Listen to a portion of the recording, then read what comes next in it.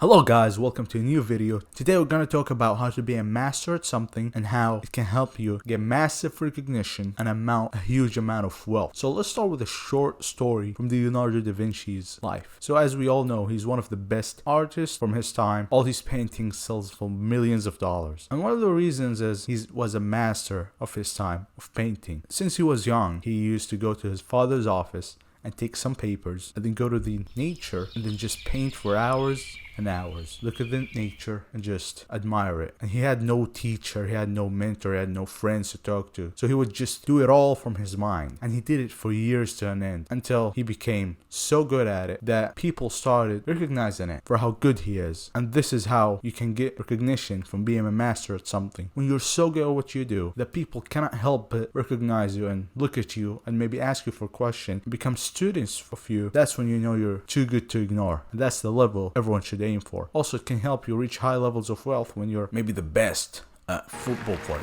People pay to watch you, or the best scientist, or the best guy making medicine. People pay for you, or the best surgeon. People pay for the best. People pay huge amounts of money just to get to the best. Maybe to get his products, get his services. Whatever that is, people pay for the best. So now you might ask, how can I become a master at something? How can I become too good that people can't ignore me? Well, there are 6 simple steps that if you follow, for sure, one day you'll become a master at something. So the first one is you need to define a purpose. What do you want to do? Why are you doing it? Find your why. Why am I doing what I'm doing? 2, set clear goals. You need to have a clear blueprint of where you're gonna go, because without it, you're gonna get lost. And the journey is hard both ways, but it's harder without a blueprint. So when you have a blueprint, when you know where you're going to go every single day, when you know what you need to do, it's going to make it much easier and it's going to be clear in your head, one step at a time, day after day, and you're going to reach your goals. Number 3, you need to create a conducive environment. Wherever you are, the place where you're in, the environment where you work, the house, the city, the desk, the office, needs to align with your goal. You cannot concentrate. Find a place where you can do your focused, full, decisive work. Make it help you with your work. If you're a painter, then it's better to be in nature so you can open your mind and see what's going on. If you're, for example, a surgeon, it's better to be in a hospital with other people who are doing surgery, or like with other people you can conduct stuff with. If you're a business person, you cannot isolate yourself in a city or an island, because if you desire riches, you go where the riches are, and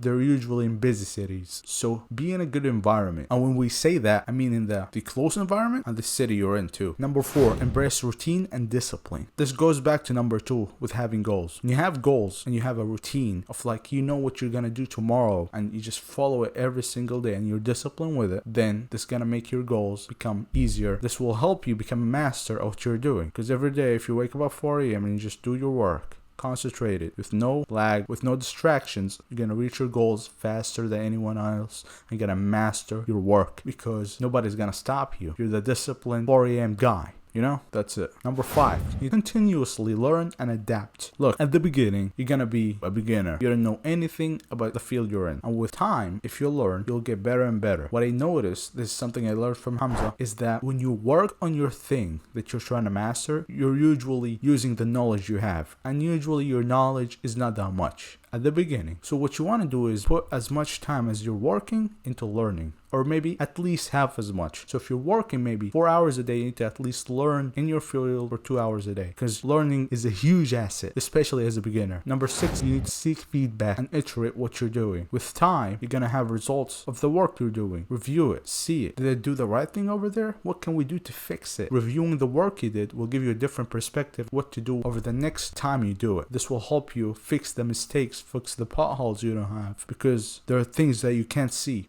and you will recognize them when you watch yourself and have feedback over your last work and you iterate on it. Well, that's it for today's video, guys. Hope you all enjoyed it. Hope you all learned something, and if you did, please share, subscribe, and like. Thank you all. See you in the next one. Bye.